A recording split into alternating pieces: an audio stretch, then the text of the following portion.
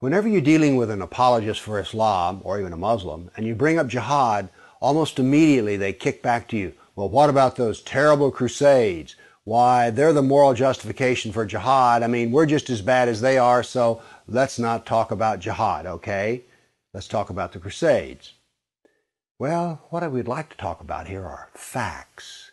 And it turns out I sat down and put together some work, and I created a database of some 548 battles that Islam fought, jihad battles against classical civilization.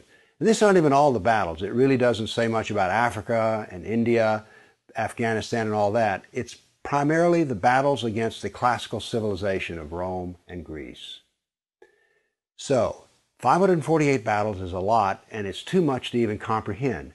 So I created something which I call a dynamic battle map, in which you have a display of the Mediterranean, and a white dot means that this 20-year period, that's a new battle. So every time the screen changes, it's 20-year period. The colors white turn to red, and so you can see a history. This may seem a little confusing, but I think when you see it, you'll know exactly what I mean. And here it starts. Islam burst out of the Arabian Peninsula and immediately starts attacking the Middle East. And notice that it doesn't take long until they're crossing the Mediterranean and attacking southern France and Spain. Notice something here. Most people think of Islam, they think of Arabs, they think of desert, and yet here we see that Islam is projecting power throughout the Mediterranean. Notice how the little islands of the Mediterranean are getting hammered. The navy of Islam would attack coastal towns, kill, rob, rape, and then take slaves. So this whole battle map, as it unfolds, you're seeing slaves being taken.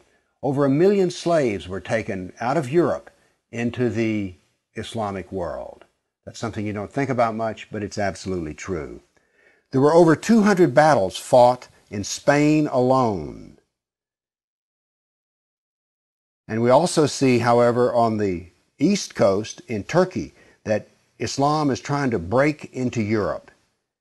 Now, what's going to happen is, in Spain, this ongoing fight that lasted for 400 years, the Christians are going to push back the Muslims. But now then, what has happened over in the east is that Constantinople has fallen, and now then Eastern Europe is getting hammered. The jihad now comes to Eastern Europe. It's pushed out now of Spain.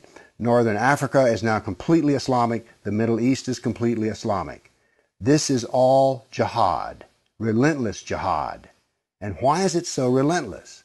Well, Muhammad was relentless in his jihad.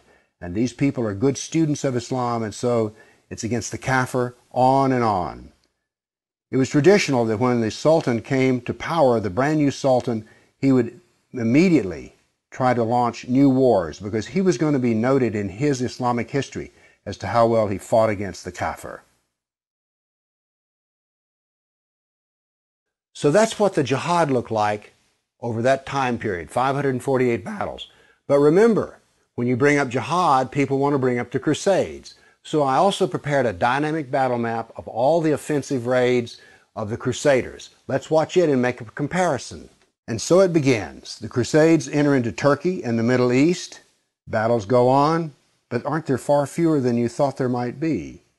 And here we go. The last battles are fought, and that is the end of the Crusades. So now then we can talk about some facts.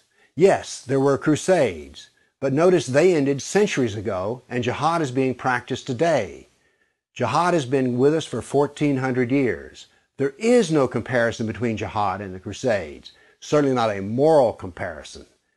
And when you're looking at the Crusades, remember, in one sense, all of the Crusades were defensive wars. Why? Well, as we saw in the first jihad map, it was Islam that came out of Arabia and conquered the Middle East, a Christian Middle East.